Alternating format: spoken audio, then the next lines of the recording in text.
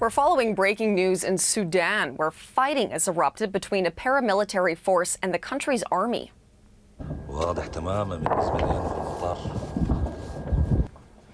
Video shows smoke and gunfire in the capital, Khartoum. Sudanese paramilitary forces claim they have taken control of the presidential palace in an apparent coup attempt after days of violent clashes. The United Nations Special Envoy released a statement strongly condemning the violence between the rebel group and the country's armed forces. Several nearby countries have also expressed concern for the conflict. The military has been in charge of Sudan since 2021.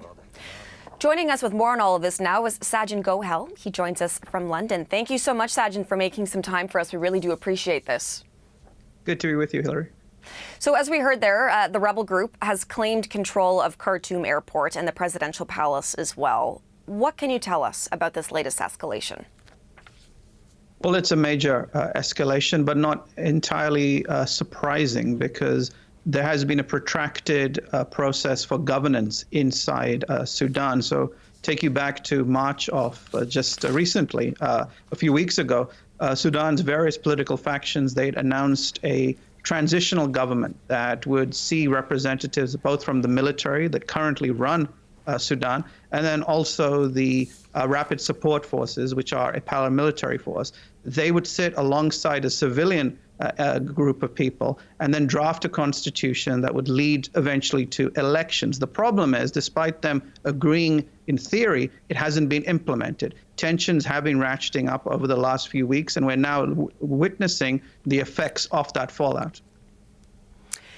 Talks to try and restore some sort of civilian-led government have not been working right now. So what is the RSF asking for, and the Sudanese government, or army, I should say?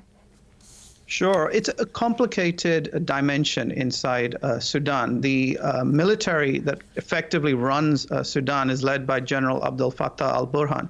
Now, he seized control in a coup back in October 2021 and overthrew the civilian government that was effectively running the country ever since the overthrow of the former military ruler of Sudan, Omar al-Bashir, who ran Sudan since 1989. The RSF, the Rapid Support Forces, they are led by a businessman who's also a military figure as well. And they are a paramilitary force. They have a lot of notoriety in Sudan because they're the successor group to what was known as the Janjaweed militia, who are responsible for egregious human rights abuses in the western Sudanese province of Darfur. And ultimately it comes down to power and control and who is going to be the entity to rule Sudan, and the fact that there is a reluctance to actually share power, and you are witnessing those problems now erupt in the streets of Sudan, including the capital, Khartoum. And of course, we're going to continue to watch that and see how all of this unfolds. But in the meantime here, how hopeful are you that some sort of resolution might be reached at any time soon? It's problematic. One of the key dimensions here will be the role of what's known as the Quad, which is 4 countries. You've got Saudi Arabia, the UAE, the United Kingdom, and the United States, who in the past have tried to bring the various factions together to try and see if there can be a resolution. You also have the African Union and also the UN. But perhaps the most important country in all of this, Hillary, is going to be Egypt, which is a neighbor of Sudan. Their histories are intertwined.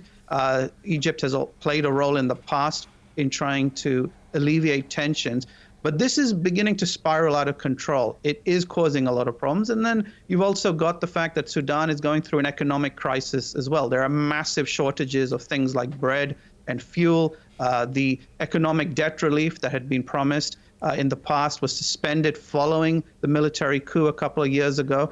And then there are the concerns about human rights abuses from all sides, which are only increasing. Sajjan, thank you for this. We really do appreciate your time and your perspective on all of this today. Thank you. My pleasure.